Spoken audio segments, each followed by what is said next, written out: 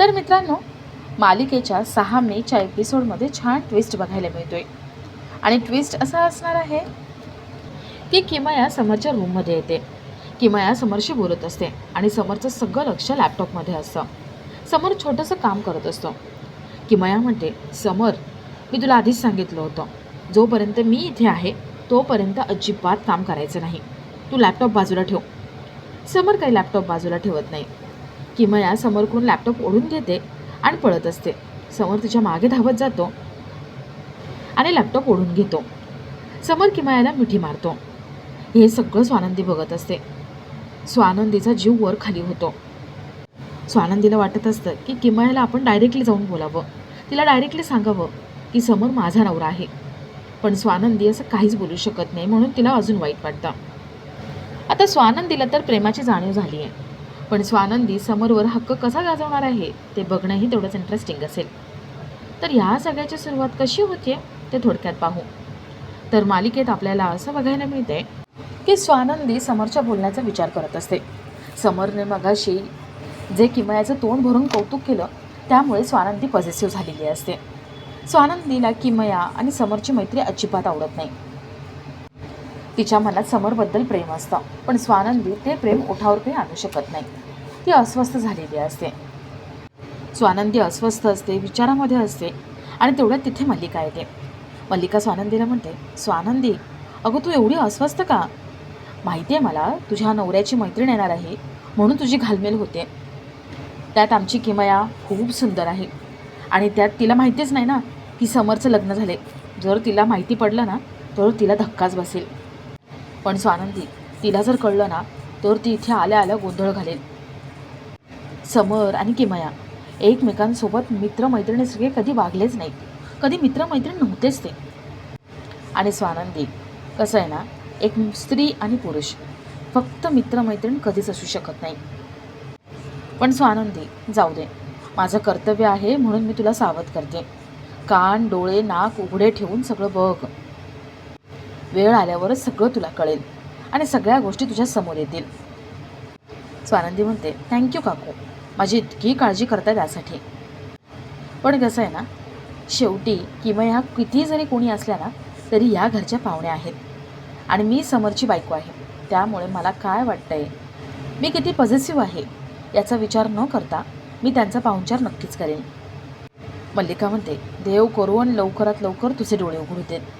स्वानंदी अजून अस्वस्थ होते आणि स्वानंदीची अवस्था बघून मल्लिकाला आनंद होतो. तर थोड्या वेळाने स्वानंदी गेस्ट रूममध्ये येते आणि चिंगीला गेस्ट रूम रेडी करून ठेवायला सांगते. स्वानंदीसुद्धा किमयाच्या स्वागताच्या तयारीला लागते. तर इथे आजी हॉलमध्ये किमयाच्या स्वागतासाठी फुलांची रांगोळी काढून घेतात आणि त्यांनी सगळ्या स्टाफला कामाला लावलेलं असतं. समरसुद्धा किमयाच्या आवडीनिवडीचा विचार करून सगळ्या सोयीप्रमाणे तिच्याप्रमाणे सगळं करत असतो. समर जातीने लक्ष देतोय आणि किमयाच्या स्वागतासाठी उत्साहाने पुढे होतोय हे बघून स्वानंदी अजून जेलस फील करते. तर समर किमयाला फोन लावतो. किमयाला आणायला आनंद निकिता एअरपोर्टला गेलेले असतात, पण किमया काय एअरपोर्टला नसते. समर आला नाही घ्यायला म्हणून ती दुसरीकडे जाऊन उभी असते. किमया समरला म्हणते, समर, मी लंडनला जायच्या आधी आपण शेवटचं कुठे भेटलो होतो तिथे मला तू आत्ताच्या आत्ता घ्यायला यायचं आहे. लवकरात लवकर तू इथे ये आणि मला घेऊन जा. तू आल्याशिवाय मी इथून जाणार नाही.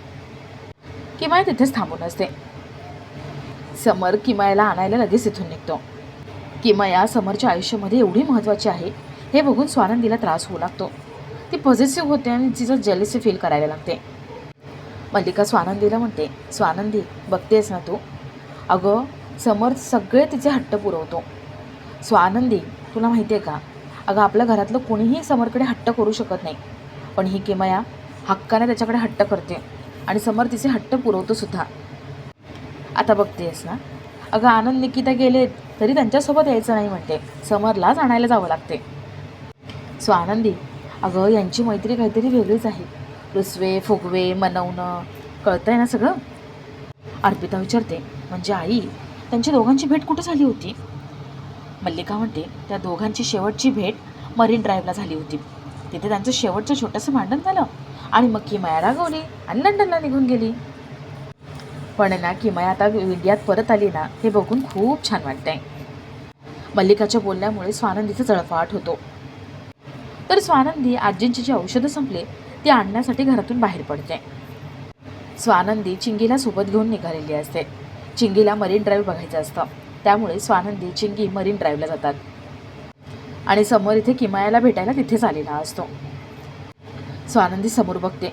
किमया समोर एकमेकांना मिठी मारून उभे असतात. स्वानंदी लांबून त्यांना बघत असते. तर इथे आजी समोर किमया यांची वाट बघत असतात. थोड्या वेळाने समोर किमयाला घेऊन घरी येतो. आजी आणि घरातले सगळे किमयाचं स्वागत करतात. किमया घरातल्या सगळ्यांना भेटते आणि घरी आल्यावर किमयाला कळतं की समरचं लग्न झाले. किमयाला स्वानंदीला भेटायचं असतं.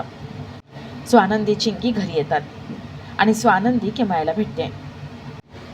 किमया स्वानंदी समोर समरला सारख्या मिठ्या मारत असते आणि स्वानंदीला ते काही आवडत नाही. समरवरच्या प्रेमामुळे आणि समोर दुखावला जाईल म्हणून ते काहीच बोलून दाखवत नाही. समर किमया कॉलेजमध्ये काय काय गमती जमती केल्या या सगळ्यांचा उजाळा करतात आणि त्यानंतर उद्यापासून रोज कुठे कुठे फिरायला जायचं याचं प्लॅनिंगसुद्धा करतात. स्वानंदीचा जळफाट होताना मल्लिकाला खूप आनंद होतो. मल्लिकाला हेच हवं असतं आणि सगळं तसंच होतं आणि आपला आजचा हा भाग इथेच संपतो.